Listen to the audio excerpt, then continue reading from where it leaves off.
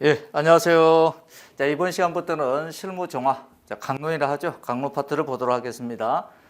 자, 각 우리 경찰 부서에 사는 일을 중점적으로 보는데요. 그 중에서 우리 실무 정합의 전범위를 싹 다 살피는 것이 아니라 강론의 범위 중에서 시험이 좀 많이 나왔던 부분들, 그리고 경찰학과 부분 중첩되는 부분들 중에서 중요하다 판단되는 것들 위주로 이제 쭉 살펴보도록 하겠습니다. 이번에 우리 청장님이 경찰의 날 행사하실 때 강조했던 거 있죠, 여러분들. 마약 사범, 그다음에 스토킹 관련돼서 그러한 전쟁에서 승리하겠다라고 강조하셨죠. 그래서 내년 또 우리 승진 시험, 그다음에 간부 시험, 채용 시험에서 마약과 관련된 문제, 그다음에 스토킹 처벌법과 관련된 문제가 출제되지 않을까 예상해 봅니다. 그래서 그런 부분들은 다 여기다 다 넣습니다. 다 두 개 다 아주 중요한 내용들입니다. 중요한 내용들이에요. 자, 먼저 생활안전 파트와 관련된 내용을 살펴보도록 하겠습니다. 그 이전에 이제 범죄론 파트죠. 범죄론. 자, 범죄론은 중요하다고 볼 수 있어요. 우리 실무 종합에서는 B급 이상이죠. 그렇다면 범죄론이란 게 뭐냐? 간단한 개요를 잡으면, 자, 범죄론이라는 것은 크게 범죄를 발생시키는 원인이 뭐냐? 범죄 원인. 그 다음에 범죄를 어떻게 통제시킬 것이냐, 통제. 그 다음에 범죄를 어떻게 예방할 것이냐와 관련된 학문입니다. 주로 우리 순경 채용 시험에서 예방과 통제 부분에 집중되었죠. 그런데 최근 2, 3년 전부터는 원인 파트에서도 시험이 잘 나오고 있어요. 자, 원인 파트는 간부 시험에 실무 종합에서 자주 나오는 파트인데 우리 순경 채용 시험에서도 잘 나오고 있으니까 여러분도 공부를 좀 잘 해놔야 됩니다. 자, 범죄 원인과 관련돼서 통제와 관련돼서 예방과 관련돼서 연구하는 학문이 범죄론인데, 범죄론은 근세 이전에 연구하신 분들, 그 다음에 고존주의 범죄론, 그 다음에 실증주의 범죄론, 그 다음에 오늘 우리가 살펴볼 내용이 사회학적 범죄론입니다. 사회학적 범죄론. 이 사회학적 범죄론은 20세기 이후에 강조된 범죄론입니다. 그래서 근세 이전, 고존주의, 실증주의 이 부분들은 쉬워요. 이 사회학적 범죄론이 어렵고요. 이 부분에서 집중적으로 우리 승진 문제에서 출제되고 있습니다. 간단하게 틀을 잡고 시작하면 사회학적 범죄론은 그 범죄 원인과 관련돼서요. 범죄 원인이 사회 구조, 지역사회 구조가 해체되어서 범죄로 발생한다는 거죠. 사회 구조론. 그 다음에 사회 과정을 통하여 범죄가 이루어진다는 겁니다. 그래서 사회 구조론에 해당되는 사회학적 범죄 학파들 중에서 주장한 내용들 보면은 아노미 이론, 그 다음에 사회 해체 이론, 그 다음에 문화 전달, 문화 갈등, 비행적 하위 문화 이론. 그래서 우리는 아싸 문화 이렇게 암기하는 겁니다. 아싸 문화. 사회 과정 이론은 그 과정화되는 게 두 가지가 있는데, 여기는 사회 학습 이론이라는 게 있어요. 학습 이론. 그 다음에 통제 이론, 둘로 나눠집니다. 통제 이론. 자, 학습 이론이라는 것은 범죄를 학습하여 자연스럽게 범죄로 이어간다는 거죠. 그래서 학습 이론은 차별적 접촉 이론 등등, 차별적 강화 이론 등 차별적, 그 다음에 중화 기술 이론의 중화, 그래서 차별적으로 중화시킨다. 그 다음에 나머지는 통제 이론이다라고 보시면 됩니다. 뭐 헐시, 유대 이론 등등 이런 것들이 있어요. 동도선 전념 이론 뭐 등등 이런 것들이 있어요. 통제 이론. 그래서 우리가 1차적으로 공부해야 될 내용은 구조 이론에는 아싸 문화가 있고, 과정 이론은 학습과 통제 이론이 있는데 학습 이론은 차별적으로 중화시킨다. 근데 나머지는 통제 이론이다.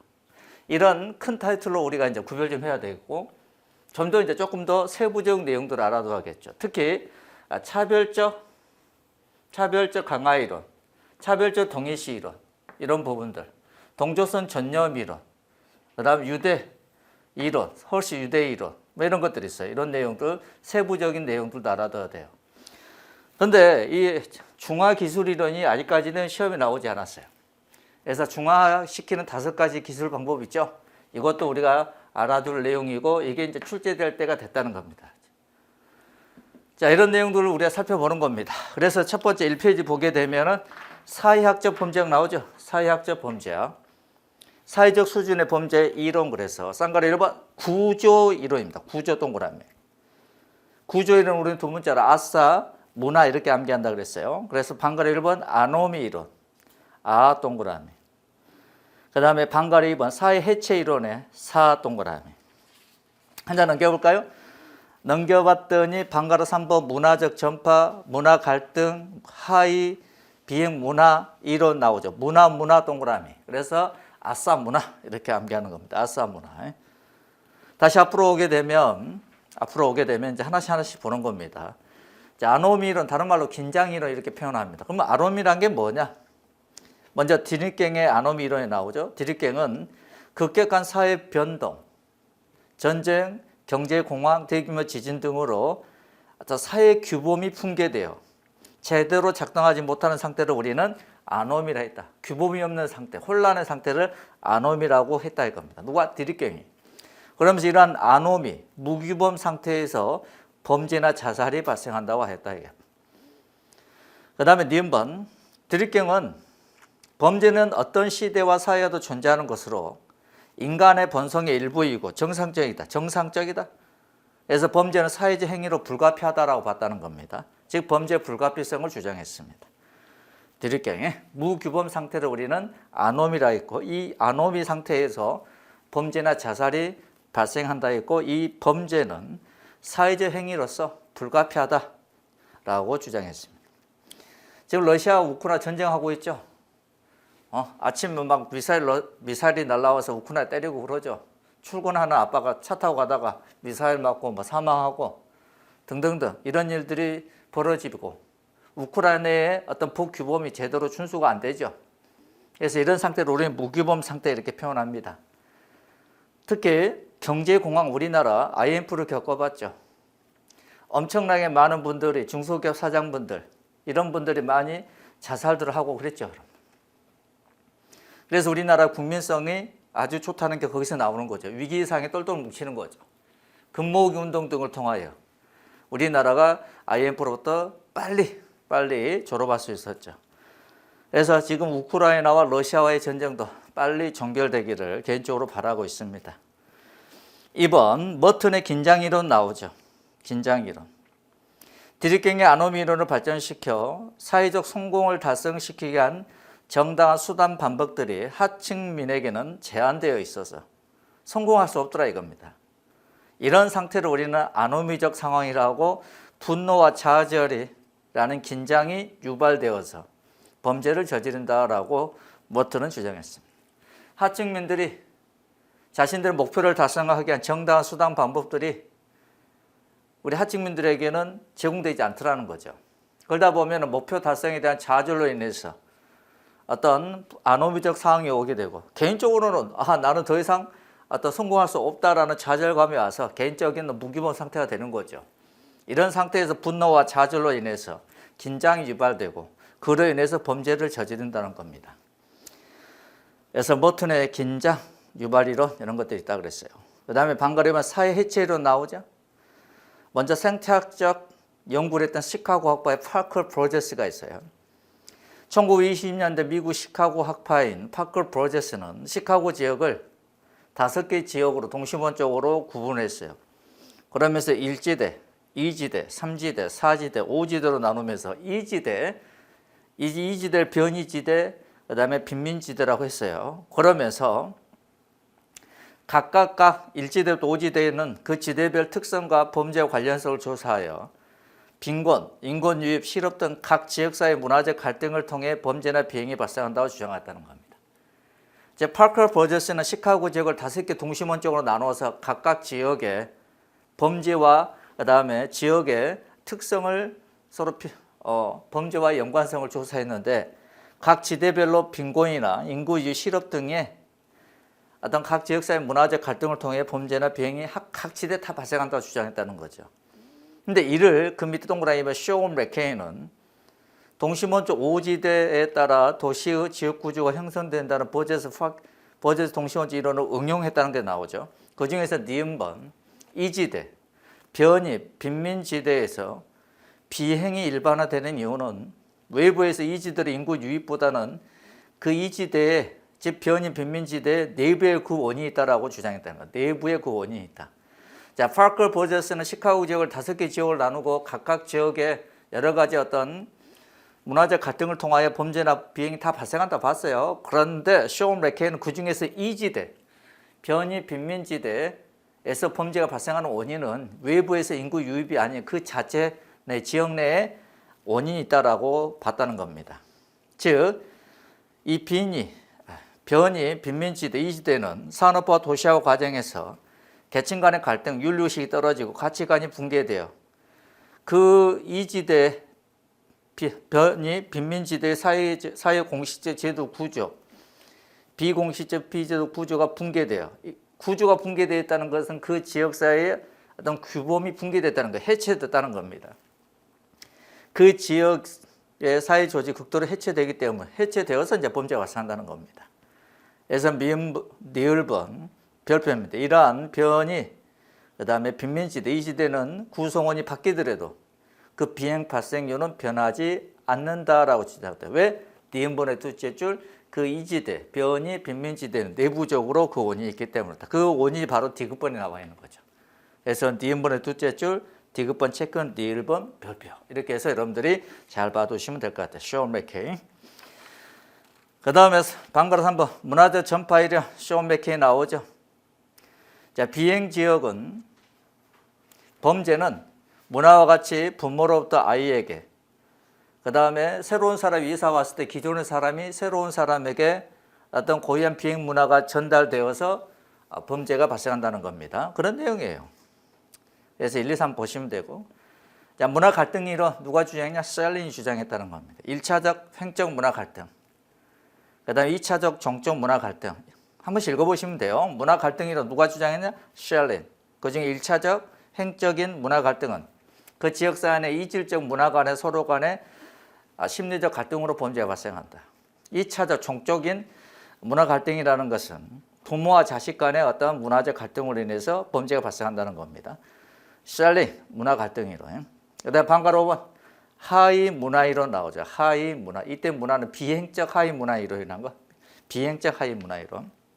그래서 하위 문화 앞에다가 뭐 비행적 이런 말 넣어놓으면은 훨씬 더 이해하는데 유리하겠죠. 그래서 1번 보면 비행적 하위 문화 이론이라는 게 나오죠. 코헨이 주장했어요. 자, 이건 또 좀 전에 봤던 머튼 긴장 이론과 유사한 내용이죠. 미국 사회를 배경으로 하층 청소년들이 중상층 지위성찰하는 개인적 목표와 그 목표를 달성하기 위한 어떤 수단 간의 계류를 통해서 중상층으로 내가 중상층 달성이라는 목표를 달성할 수 없게 되어서 중상층에 대한 저항 동그라미 비행을 저지른다 이겁니다. 자, 하층민의 청소년들이 중산층 지위 성취라는 어떤 목표와 그 목표를 달성하기 위한 어떤 정당한 수단 방법들과의 괴리로 인해서 내가 중상층으로 갈 수 없다. 목표 달성이 좌절되죠. 그러다 보니까 중상층에 대한 적개심이 생기고 저항으로 범죄를 저지른다 이겁니다. 목표 달성의 어려움을 극복하기 위해서 자신들만의 하위 문화를 만들게 되고 이 문화가 바로 비행적인 하위 문화 이론이라는 거죠. 이 범죄에 의한 어떤 비행적 하위 문화에 의해서 저질러지는 것이다라고 주장합니다. 코헨. 그 다음에 하류 계층 문화 이론 똑같은 말이죠. 비행적 하위 문화 이론 밀러입니다. 하층 문화를 사회 일반적 지배적 문화와 대립되는 것으로 보지 않고 그 하층민들을 고유한 문화 규범으로 인정한다 이겁니다. 이러한 하층 문화에 동조하는 것이 넓은 사회의 복규범, 중상층의 복규범이 위반되어서 범죄가 발생한다는 이론이다. 좀 어렵죠. 그런데 한번 봅니다. 범죄나 비행은 중상층의 문화 가치관에 대한 하층 계급의 갈등이나 긴장에 의해서 발생하는 것이 아니고 하층민들의 오랫동안 지속된 정상적 동그라미 문화적 전통의 산물이라는 겁니다. 디귿번 그래서 별표의 범죄는 하위 문화의 가치와 규범이 정상적으로 반영된 것이라고 주장했다. 자, 비행적 하위 문화의 코헨이라는 게 뭐라 했어요? 하층민들이, 하층의 청소년들이 중상층이라는 자신들의 목표를 달성하기 위한 수단 방법들을 가질 수가 없죠. 괴리로 인해서 자기의 어떤 인생의 목표인 중상층주의 성취라는 목표 달성이 어려워지자 중상층에 대한 저항으로 자신들만의 비행적 하위 문화를 만들고 그 문화 속에서 범죄가 발생한다는 겁니다. 중상층에 대한 저항으로. 그다음 밀러는 그 하층민들의 그 문화 자체가 정상적으로 반영된 게 범죄라는 겁니다. 즉 중상층에 대한 저항이나 중상층에 대한 적개심 이런 걸로 인해서 범죄가 발생하는 것이 아니고 어떤 하층민들 고유한 문화 규모로 어떤 그들만의 문화를 인정하고 그 문화를 인정함으로써 그다음에 그 문화에 동조함으로써 넓은 의미의 중상층 문화의 규범에 입에되어서 결국은 범죄가 된다는 겁니다. 그래서 범죄라는 것은 어떤 중상층에 대한 어떤 저항이나 갈등이나 긴장에 의해서 발생한다. 이게 틀려요. 그냥 하층민들의 정상적인 문화적 전통의 산물이다. 즉 하층민들의 가치와 규범이 정상적으로 반영된 것이다. 그래서 정상적이라는 말이 키워드입니다. 코헨은 저항으로, 중상층에 대한 저항으로 이런 말이 나와야 되고 밀러는 정상적으로 반영된 것 이런 말들이 나와야 됩니다. 그래서 우리가 사회 구조 이론에서 비행적 하위 문화 이론, 비행적 하위 문화 이론 두 가지가 있어요. 코헨, 밀러. 문제를 풀 때 코헨은 중상층에 대한 저항이나 말이 나와야 돼요. 이거는 하층민들의 어떤 정상적인 하층민들의 어떤 문화 이런 것들을 정상적으로 반영한 거다. 정상적으로 반영한 게 비행이고 범죄다 이겁니다. 이런 말들이 나와야 됩니다. 문제 푸는 요령입니다. 그 다음에 사회과정이론 나오죠. 과정이론은 다시 학습이론이라는 게 있고 그 다음에 통제이론이라는 게 있어요. 학습이론에서는 차별적 접촉, 차별적 강화, 차별적 동일시, 그 다음에 중화기술이론 다 중요합니다. 하나하나 다 살펴봐야 돼요. 그 다음에 먼저 사회학습이론 중에 이제 차별적 접촉이론, 다른 말로 분화적 접촉이론이라는 말이 나오죠. 서더랜드 크래시가 주장했습니다. 범죄라는 것은 두째 줄 마지막 범죄 행동이 정상적으로 학습되는 것이다. 정상적으로 학습되는 것이다. 정상적 동그라미. 사회는 준법단체, 중립적 단체, 범죄단체로 구성되어 있고 각 개인은 어느 단체와 접촉하느냐에 따라서 그 단체의 행동 규범 등을 정상적으로 학습해 간다는 겁니다. 그래서 어렸을 때부터 유행 밀집지역, 우범 지역에서 성장하면서 어떤 범죄단체와 접촉을 자주 하거나 하면은 어떤 범죄 문화를 자연스럽게 학습하여서 범죄로 간다는 겁니다.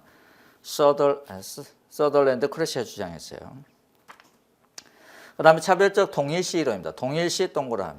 이거는 차별적 접촉이야. 접촉. 어렸을 때도 우범 지역에 성장하다 보니까 범죄 단체들과 자주 접촉을 하고 그들 문화를 학습하고 동조함으로써 범죄로 간다는 거예요. 이거 정상적으로 학습된다는 겁니다. 그 다음에 차별적 동일시 이론, 동일시 동그라미. 글레이스가 주장했어요. 글레이스. 청소년들이 영화의 주인공을 모방하고 자신과 동일시 동그라미 하면서 범죄를 학습한다는 이론이다. 글레이스입니다. 글레이스인데 이 글레이스를 GLASS 글레이스가 되는 거죠. 글레이스는 거울이란 뜻이죠.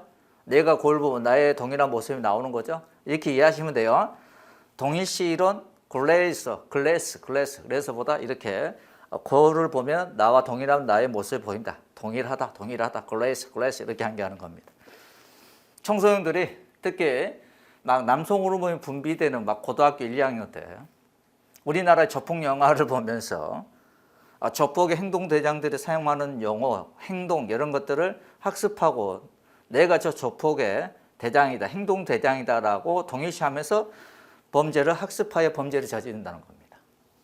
그러다 보니까 약간의 불량 학생들의 모습들을 보면은 꼭 뭡니까? 조폭들의 모습을 그대로 학습해서 행동을 하죠. 행동을 합니다.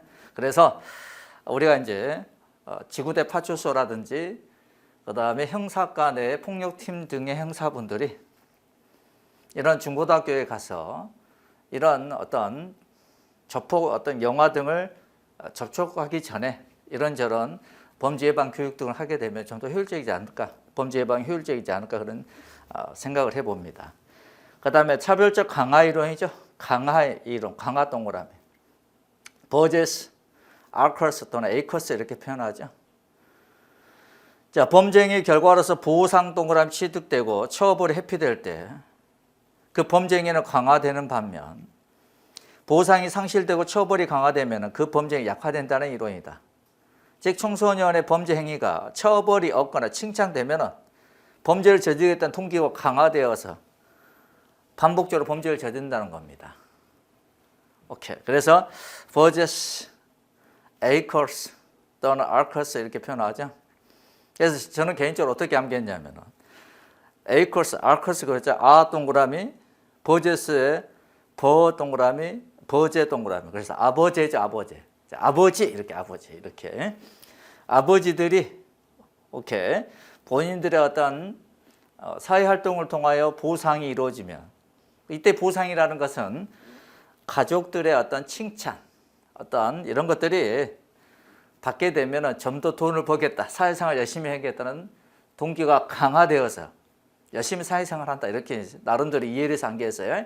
그래서 에이커스, 아커스, 버제스의 버제 그래서 아버지가 가족들로부터 칭찬을 받게 되거나 그렇게 되면은 동기가 강화되어서 열심히 사회활동한다 이렇게 암기하시면 됩니다. 그 다음에 중화기술이 일어나죠. 마차 사이커스입니다. 마차 사이커스. 자, 개념 보면 인간은 비행 과정에서 합법적, 정통적, 관습, 규범, 가치관을 중화시킨다 했죠. 이 말은 즉슨 자신들의 범죄 행위 한다는 걸 인식하면 하는데도 불구하고 범죄 행위를 합리화한다, 정당화시킨다 이 소리입니다. 중화라는 게 뭐예요? 자신들 어떤 범죄 행위를 저질렀어요. 법을 위반한 행위를 했다는 겁니다. 인식을 해요. 그렇지만 이를 합리화한다 또는 정당화시켜서 범죄를 저지른다는 겁니다. 그래서 3번, 2번 밑에 쭉 보시고 3번 중화기술의 5가지 유형, 자신의 범죄 행위를 정당화하거나 합리화하는 5가지 유형 나오죠. 여러분. 첫 번째, 책임을 회피한다, 다른 말로 책임을 부정한다는 겁니다. 즉 자신의 행위는 자신의 의지로 어쩔 수 없는 강압적인 힘에 의한 것이다. 의도적으로 한 것이 아니다. 자신의 잘못이 아니다라고 하면서 어떤 자신의 어떤 행위 책임이 회피하려는 걸 말합니다. 칼로 상대방이 겁만 주려고 했는데, 그래서 칼로 상대방 겁만 주고 휘둘렀는데 맞아버렸네? 그래 엔젤 됐어요? 뭐 이렇게. 나는 칼로 살짝 겁만 주려고 했는데 상대방이 지레 겁먹고 피하려다 칼 맞고 엔젤 됐어요 라고 주장하는 겁니다. 이런 것들을 자신의 어떠한 살인 행위에 대한 책임을 회피, 부정하는 것들입니다. 그 다음 피해 발생을 부인하죠. 자신의 가해를 부정하는 겁니다. 자신의 행위로 인해 누구도 손해를 입지 않았다고 하면서 피해 발생을 부인하는 겁니다. 내가 성매매래, 내가 마약을 복용했어. 범죄 위반한 범죄 행위죠. 그러면서 내가 마약을 복용함으로써, 내가 성매매를 함으로써 누군가에게도 피해를 주지 않았다는 거예요. 피해 발생을 부정하는 겁니다. 이건 아주 옛날에 아주 쉽게 나왔던 것들이에요. 그 밑에 보면은 자동차나 오토바이나 옷이나 신발 등을 훔치고 절도를 했죠. 그러면서 뭐라 합니까? 잠시 빌렸다고 주장하는 겁니다. 여러분들이 돈을 훔쳤어요? 그러면서 뭐라 주장합니까? 나중에 갚으면 된다고 생각했다라고 주장하는 겁니다. 내가 반지를 훔쳐도 주인은 돈이 워낙 많은 사람이기 때문에 피해도 없을 것이다 라고 반지를 절취하는 거야. 남의 물건을 훔쳤어요. 또는 손괴를 했어요. 해놓고도 국가에서 다 보상을 해줄 것이다. 그래서 손해가 발생하지 않았다라고 주장하는 거예요. 피해 발생을 부인하는 겁니다. 그 다음에 피해자를 부정하는 거죠. 피해자는 마땅히 당해야 될 사람이다. 마땅히 응징을 당해야 될 사람이다라고 주장하며 피해자를 부정하는 겁니다. 인격적은 부정하게 모은 양반집 재물 훔치면서 재물을 가난한 사람 나눠 주었다. 그러면서 자신의 도둑질을 정당화 합리화하는 것, 이런 것들을 피해자를 부정하는 겁니다. 자, 가끔씩 뉴스에 나오는 게 뭐예요? 우리가 해방 이후에 엄청난 많은 시간이 흘렀죠. 그러다 보니까 친일 악직적 행위, 민족 어떤 반역 행위했던 사람들을 우리는 이제 모르죠. 대부분 모르죠. 그런데 이런 역사의식에 심취했던 사람들이 친일 악질 행위를 했던 뭐 90세, 80세 이상의 그런 사람들을 예를 들어서 뭐 살해를 했다. 그러면서 나는 뭐다? 민족의 반역자를 처단해야 된다라고 생각해서 죽였다는 겁니다. 저놈은 우리 민족에게 했던 악질적 행위에 비하면 자연스럽게 자연사도로 내버려 두는 것도 안 된다. 응징을 당해야 될 마땅한 사람이다라고 주장하고 자신이 죽였다라고 주장하는 것. 이런 것들을 피해자를 부정하는 겁니다. 그죠? 우리나라는 여러 가지 복합적인 나라죠. 우리나라가 2차 세계대전 당시 식민지 국가였죠. 그러다 보니까는 일제강점기가 35년 정도 되죠. 그래서 우리나라 해방될 거라고는 생각지도 못했다는 것이 친일파들의 주된 어떤 주장 아닙니까? 그렇지만 그런 와중에 독립운동했던 많은 분도 계시죠. 또 6.25가 터졌네. 민족의 어떤 비극의 상전 6.25 터졌어요. 어찌됐든 친일파들이 또 우리나라의 주요 또 뭡니까? 군대 조직원들이 되어서 우리나라 강토를 지켰네? 복잡하죠, 여러분들. 그래서 우리나라는 입체적으로 잘 살펴봐야 됩니다. 그리고 산업화를 이루었고 민주화를 이루었죠. 아무튼 그래서 우리가 어떤 인물에 대해서 비평을 할 때에는 공과 가를 정확하게 구분하고 공과 가를 어떤 적절하게 보는 그러한 뭐랄까 균형 같은 시각이 필요하지 않을까 생각을 합니다. 그 다음에 그 밑에 보면 비난자에 대한 비난 나오죠. 자신을 비난, 통제하는 사람이 더 나쁜 사람이다 이게. 라고 하면서 자신의 행동을 합리화하는 거다 이겁니다. 조그마한 잘못을 저지른 비행소년이 자신보다 단속하는 경찰관이 더 나쁜 사람이라고 스스로 합리화하는 것이다 그랬죠. 나는 마트에서 예를 들어서 1,500원짜리 과자 하나 훔쳤는데 나를 단속하는 경찰관들은 또 나를 처벌하는 판사들은 나를 기소하는 검사들은 뉴스로 보니까 엄청나게 많은 액수의 뇌물을 주고받고 접대를 받고 하더라 이거야. 그래서 비행을 저지른 청소년들이 나를 단속하는 경찰, 검찰, 그 다음에 법관들이 더 나쁜 사람들이라고 하면서 자신의 행동을 합리화하는 걸 말한다 그랬어요. 비난자에 대한 비난. 그래서 중화기술이론 5가지가 있었죠. 책임을 회피한다. 그 다음에 피해 발생 부인한다. 피해자를 부정한다. 비난자에 대한 비난. 그 다음에 하나가 더 이제 충성심을 호소하는 거라 했어요.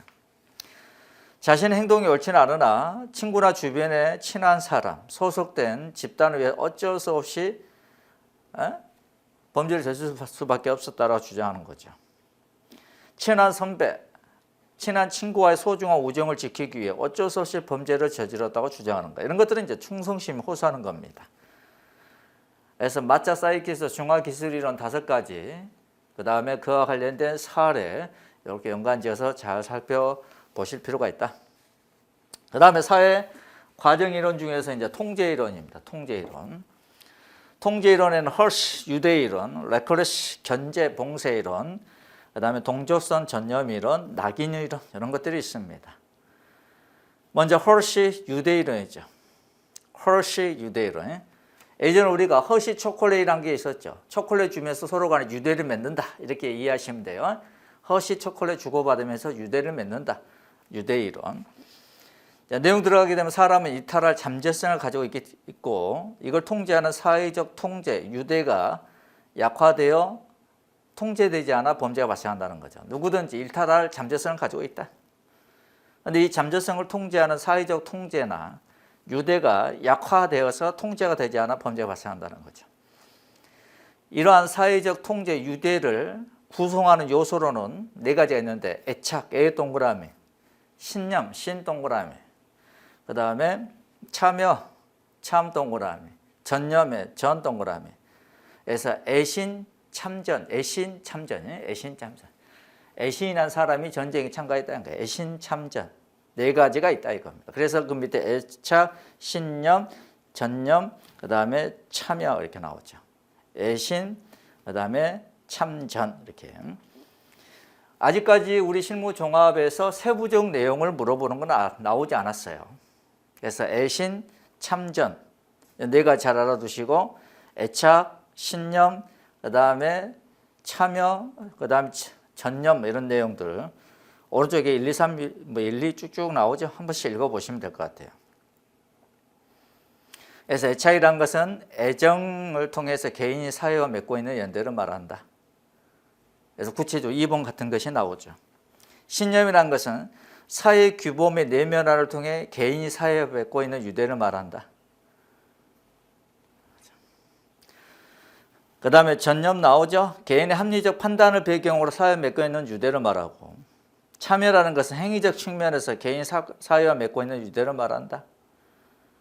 즉 참여는 전념의 결과로 관습적인 개인적 목표에 참여하는 걸 말한다 그랬어요.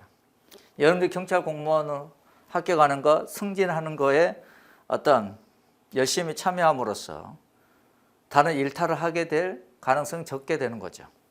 이것이 참여죠. 그 다음에 레크리스, 견제 봉쇄 이론, 좋은 자아관념을 했죠. 다른 말로 긍정적 사고방식은 주변의 범죄적 환경에도 불구하고 비행행위에 가담하지 않도록 하는 중요한 요소가 된다. 그래서 범죄 유발적 외적인 압력, 내적인 압력 이러한 환경에도 불구하고 좋은 자아관념을 가지고 있는 사람들은 비행행위에 이르지 않더라 이겁니다. 그 다음에 브리아루와 필라빈의 동조성 정념 이론 그랬죠. 사람들은 행위와 가치에 영향을 미치는 단기 유혹에 노출되며 그 단기 유혹의 노출이 끝나고면 다시 정상적 상태로 돌아가고 범죄 행위를 했을 때 자신의 범죄 행위로 인한 처벌의 두려움, 자신의 이미지, 사회적 지위와 영향 등을 염려하는 동조성에 대한 전념을 가지고 있다.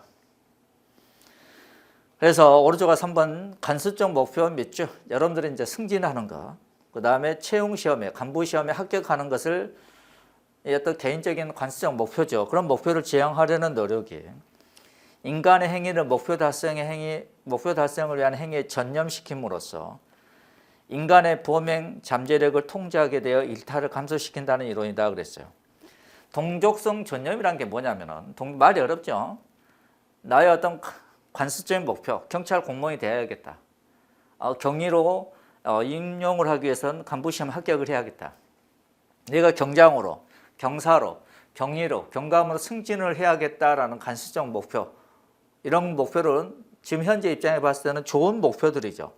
이런 좋은 목표에 대한 동조하는 어떤 성질을 말합니다. 동조하는 성질. 이 동조하는 성질이 동조성인데 이게 강하면 강할수록 비행행위로 간다 안 간다? 안 간다는 겁니다. 내가 경찰 공무원이 되야겠다는 그런 목표에 동조하는 성질, 동조성이 강화되면 나의 행위는 뭐가? 경찰 공무원이 되겠다는 행위에 전념하게 되죠. 그러다 보니까 결과적으로 비행행위에 가담할 가능성이 적게 된다는 겁니다. 이게 동족선 전념이론이에요. 그 다음에 낙인이론 나오죠. 탄넨바움. 범죄자 또는 비행자로 만드는 것은 개인의 소질, 환경, 행위의 질적인 면이 아니라 사회 구성원이 가지고 있는 그 비행행위에 대한 인식이다라고 주장했다 이겁니다. 즉 사회제도나 법 규범을 근거로 사회 구성원이 구성인인 특정인을 일탈자로 인식하기 시작하면은 그 사람은 결국 2차적 범죄 원인이 되고 만다 이렇게 나오죠. 탄넨바움 계속 나오죠. 이를 악의 각색 이론, 악의 극대화 이론이라 했다 이겁니다. 즉 1938년 범죄와 지역사회라는 저서에서 범인은 우리가 범인을 나쁘다고 규정하고 그를 착하지 않다고 믿기 때문에 오히려 더 악화된다는 거예요. 그래서 이를 범죄의 발생은 낙인의 과정이다. 범죄의 발생의 과정은 낙인의 과정이다라고 주장했다는 거예요. 자, A라는 사람이 있어요. A라는 사람이 1차적 범죄를 저질렀어요.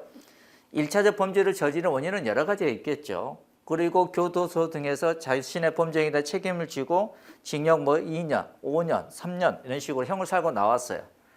사회에 정착하려 하는데 그 지역사회 구성원들이 내가 예를 들어서 어떤 버스 회사, 내가 어디 택시 회사에 취업을 했는데 어떤 일을 계기로 인해서 주변 사람들이 내가 어떤 전과자다 라는 걸 인식하게 돼요. 뭐만 일이 안 좋은 일만 터지면 저 자식이 저놈이 그렇지 않았을까? 라고 이제 인식을 하게 된다는 거예요. 전과자라 있기 때문에. 강도 전과자, 무슨 전과자라고 인식을 하다 보면은 자, 특정한 어떤 1차적 범죄를 저지르고 나서 그 범죄에 대한 책임을 지고 처벌받고 나왔음에도 불구하고 나를 둘러싸고 있는 그 어떤 지역이라든지 주변의 어떤 사람들의 어떤 낙인으로 인해서 점점 위축되고 음지로 가게 되고 그런 사람들이 모이게 되고 그래서 범죄로 2차적 범죄를 저지르게 된다는 거죠. 그래서 이를 탄넨바움은 뭐라 했어요? 악의 각색 이론, 악의 극화 이론이다라고 주장했습니다. 그러면서 결론은 범죄의 과정은 낙인의 과정이다라고 주장했어요. 3번 러모트 2차 일탈 이론 나오죠. 1차적 일탈과 2차적 일탈로 구분해 설명했는데 탄넨바움의 악의 각색 이론을 더욱더 구체화했다. 1차적 범죄 원인은 다양하나 2차적 범죄는 1차적 범죄에 대한 낙인이 그 원인이다라고 주장했다. 그러니까는 주변 사람들의 내가 살고 있는 지역사회의 어떤 전과자란 낙인 때문에 범죄를 저지른다는 거죠. 이게 악의 각색 이론이었는데도 러모트는 이를 더 구체화시켜서 1차적 범죄 원인은 여러 가지가 있으나 2차적, 3차적 이런 범죄들은 1차적 범죄에 대한 낙인 때문에 2차적 범죄가 발생한다 라고 주장한 거라는 겁니다. 이게 전부 다 이제 사회통제 이론과 관련된 내용들입니다. 그래서 좀 잘 알아두실 필요가 있어요.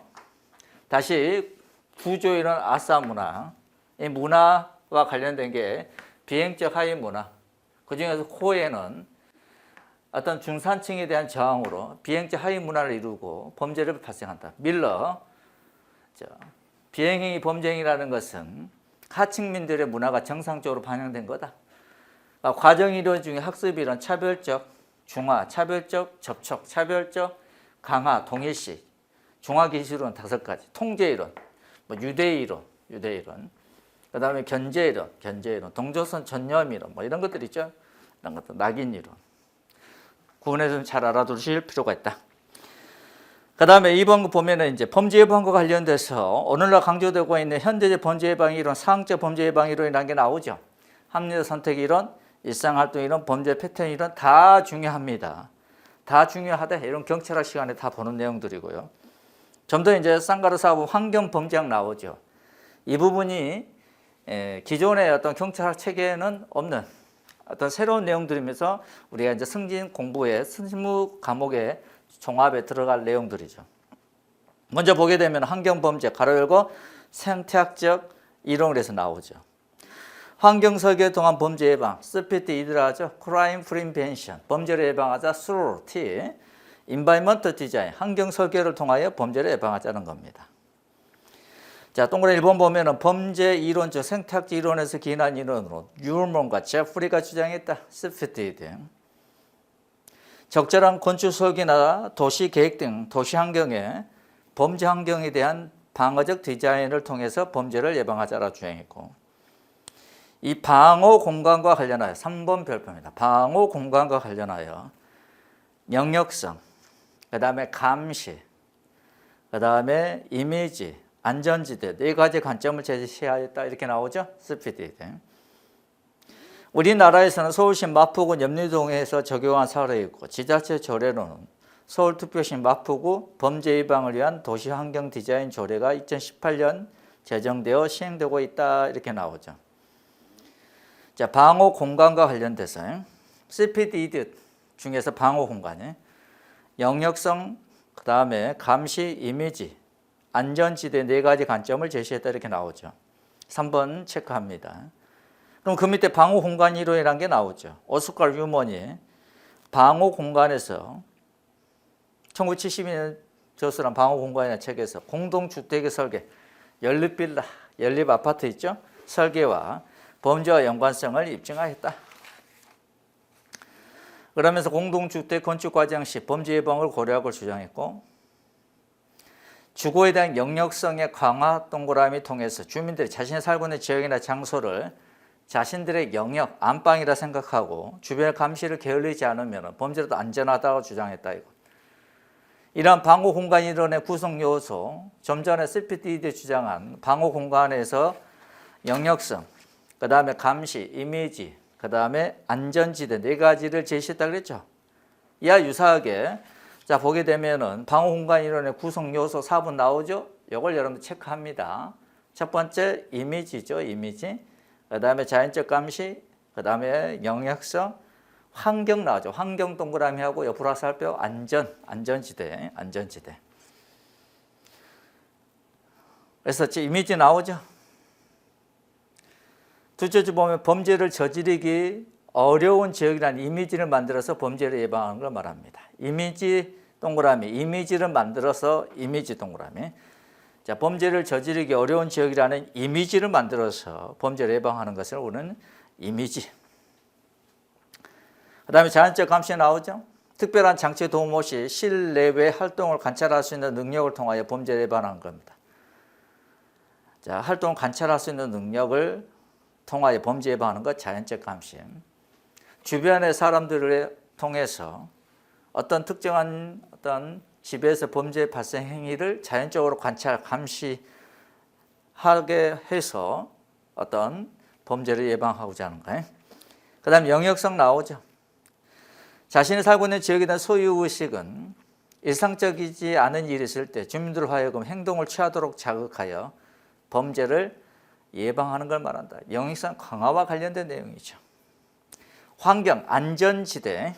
안전지대라고 생각되는 도시지역에 주거지역을 선정하여 범죄를 예방하는 걸 말한다.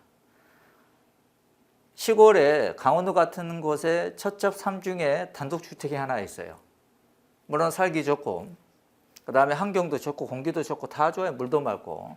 그렇지만 그 집을 타겟으로 범죄를 저지르겠다 마음 먹게 되면 범죄자 입장에 봤을 때는 범죄를 저지르기 쉽죠. 그렇지만 도시 지역에는 CCTV도 있고 밤이 오도 가로등이 많죠. 그래서 많은 이웃 주민들이 자연적으로 감시 등을 할 수 있죠. 그러다 보니까는 그 첩첩산중의 어떤 산골보다는 훨씬 더 안전하다고 생각할 수 있죠. 이러한 도시 지역의 어떤 주거 지역을 선정하여 범죄를 예방하는 겁니다. 그래서 방호 공간 이론의 구성적 요소 4가지. 첫 번째 뭐라 했어요? 영역성이야. 영역성입니다. 영역성 강하죠. 그 다음에 자연적 감시입니다. 자연적 감시. 그 다음에 안전하다는 이미지. 그 다음에 안전지대. 환경이죠. 이런 네 가지가 오스권 유만 등이 주장한 방호 공간 이론에서의 구성 요소입니다. 이렇게 우리가 좀 정리 좀 해야 됩니다. 그래서 첫 번째 영역성이에요. 영역성. 그 다음에 감시, 자연적 감시, 안전하다는 이미지, 안전지대, 또 환경과 관련된 내용이죠. 그래서 영감이 안전하다. 이렇게 영감이 안전하다. 아니 어린이가 안전한 게 아니고 영감이 안전하다. 이렇게 암기하시면 될 것 같아요. 영감이 안전하다. 이렇게 해서 우리가 범죄론과 관련돼서 범죄론, 그 다음에 범죄 예방과 관련돼서 상황적 범죄 예방, 영역성 강화와 관련된 내용 봤어요. 우리가 CPD도 상당히 중요합니다. CPD도 아주 중요해요. 그렇지만 이거는 경찰학 시간에 또 다 우리가 볼 내용들입니다. 그래서 유문과 제풀이 주장한 CPD도 아주 중요합니다. 아주 중요해요. 그렇지만 이건 이제 경찰 시간에 우리가 살펴볼 내용이고요. 우리 경찰학 중에서 좀 더 심화되고 우리 실무 종합에 나올 만한 것이 영감이 안전하다. 영역성 영역성의 강화, 즉 방호 공간 이론과 관련된 구성 요소다. 그다음 그 밑에 보면은 지역사회 경찰 활동이라는 게 나오죠. 지역사회 경찰 활동도 우리 경찰 시간에 배우지만 여기서는 좀 더 심화적인 내용으로서 자 봅니다. 개념을 정확하게 보고 그다음에 학자분들이 주장한 내용을 우리 한번 자세히 보자는 겁니다. 지역사회 경찰 활동 나오죠. 커뮤니티 포리싱이란 경찰 책임을 전체로 보고 자 여기서 키워드 나옵니다. 경찰과 지역 주민 등 지역사회와 함께 지역사회 문제 동그라미 문제입니다. 지역사회 범죄가 아니고 범죄를 포함한 지역사회 문제입니다. 문제들을 조사하고 그 문제들의 근본적 원인을 파악하고 문제 동그라미 그 문제 동그라미들에 대한 해결 방안을 마련하고자 하는 경찰 활동을 말한다.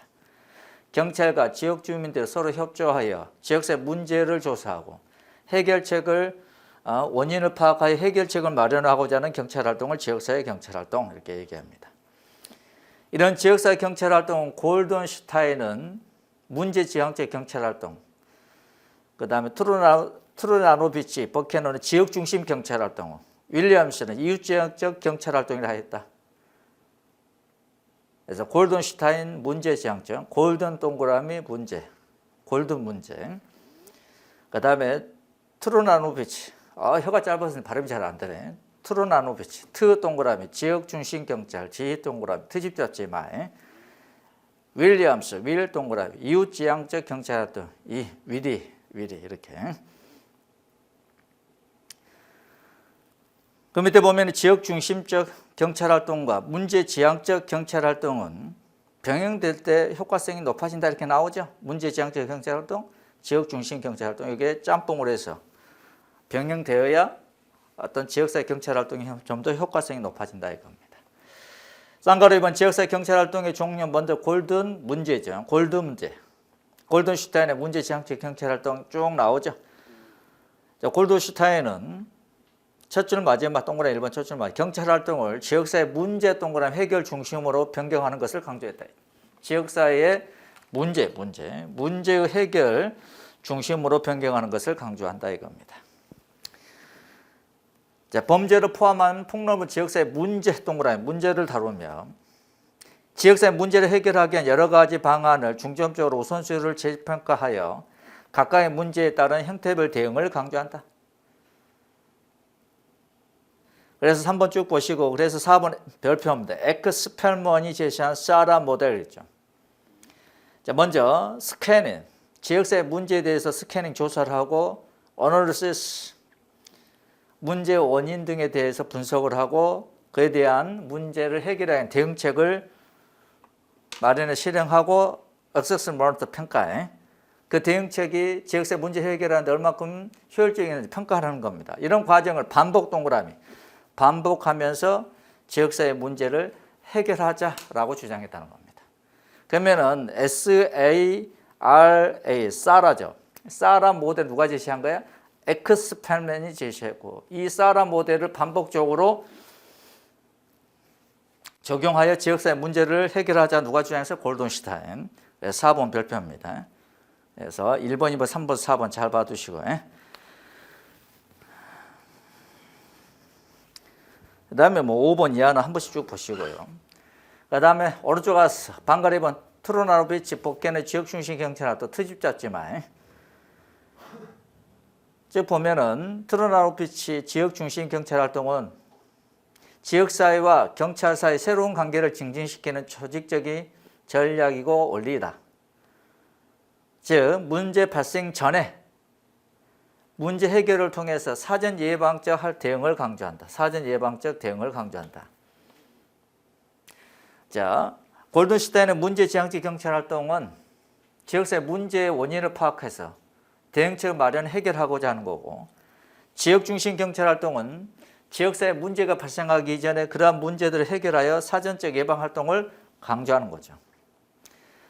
그래서 3번 보면 지역사회에서 전반적인 삶의 질 향상을 목표로 한다. 경찰과 지역사회가 마약, 범죄와 범죄에 대한 두려움, 사회적 물리적 무질서, 전반적 지역의 타락과 같은 당대의 문제, 여러 문제들을 확인하고 우선순위를 정하여 해결하고자 노력한다 그랬죠. 그 다음에 윌리엄스, 이웃지향적 경찰활동 나오죠. 지역에서 범죄는 비공식적 사회통제의 약화, 그 다음에 경제적 궁핍 등이 소외를 정당화하여 범죄가 발생한다는 거죠. 그래서 지역의 어떤 사회, 지역 조직은 경찰관으로부터 중요한 역할을 부여받으며 이 지역의 조직, 즉 지역사회 조직은 서로의 감시를 하고 그다음 공식적인 민간 순찰을 실시한다. 민간 순찰 실시 및 집합 효율성 이론에서 스스로 뭐다 지역사회에서 발생하는 문제는 우리 사회의 어떤 적으로 인식하여 스스로 뭐한다 여러분들. 연대감 소속감을 높여서 순찰을 강화하는 거죠. 3번 지역의 조직은 거주자들에게 지역에 관한 정보를 제공하고 경찰과 협동하여 범죄를 억제하는 기능을 수행한다. 즉 우리 지역을 우리 안방으로 생각하고 어떤 비행 발생과 관련돼서 감시를 철저히 하고 우리 지역에서 발생하는 문제는 우리의 공공이 적으로 인식하고 어떤 연대감과 소속감을 갖춰서 자율적인 순찰활동, 우범 시간대 우범지역을 순찰함으로써 범죄를 억제하고자 하는 이런 기능을 수행한다. 윤리하면서 유지장치 경찰활동. 그래서 뭐 세부적인 내용들을 살펴봤습니다. 가장 중요한 건 황금 문제죠. 골든시즌의 문제지향적 경찰활동 1번, 2번, 3번, 4번. 특히 엑스페리멘의 지역사회 문제 해결에 위한 4가지 사라 모델, 이걸 반복적으로 적용하면서 지역사회 문제를 해결하자. 잘 알아두시고, 트집자체말, 원래 이웃지향 경찰활동, 이런 내용들도 좀 잘 봐둘 필요가 있다. 그 다음에 7페이지 보면은 4번 112 신고란 게 나오죠. 112 신고. 자, 이건 좀 쉬었다가 계속해서 보도록 합시다. 그래요.